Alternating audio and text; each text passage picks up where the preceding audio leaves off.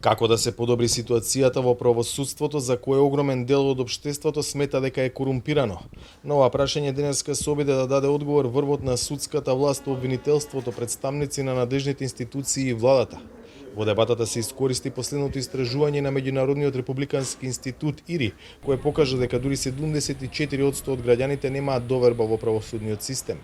А доколку имаме толку широк број на луѓе кои што немаат доверба дека ќе добијат еднаков третман, дека ќе бидат еднакво третирани од судството или од која било друга институција, едноставно тие знаат дека не можат на нормален, легален, формален начин да настапат пред судските инстанции и применуваат кон други неформални или различен тип на коруптивни практики. Судството има честни луѓе кои својот животен век го посветуваат на честно работење.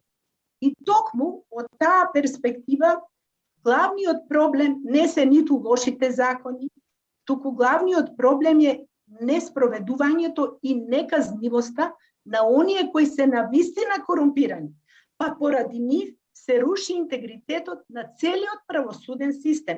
Еден од клучните проблеми е перцепцијата дека поради корупцијата правдата не е еднаква за сите. Владата уверува дека нема да се толерира неказнивост за оние кои изгрешиле. Не можеме да имаме силна правна држава ако законите не важат за сите подеднакво и на сите нивоа. Тие што направиле корупција, меѓу вас има и луѓе кои што се практичари и долго го работат тоа, без разлика дали се работи за политичари, суди или било кој. Тие што направиле корупција мора да одговараат. Дел од дискутантите инсистираа на градење вистински професионален кадар во судството. Добрите одлуки зависат од професионалниот и непристрасен пристап на самите суди. Представници на обвинителството зборуваа за конкретни проблеми во секојдневното работење кои ја рушат довербата во системот. Поради промената на судечкиот совет, тоа значително влијае на одолговлекување на постапките поради нивното почнување од почеток. Меѓутоа, тоа влијае и на перцепцијата на јавноста и вкупно на довербата на јавноста во правосудството. Ние сме сите сведоци на одново и повторно одново започнување на значајни предмети, особено на оние од поранешното специјално јавно обвинителство.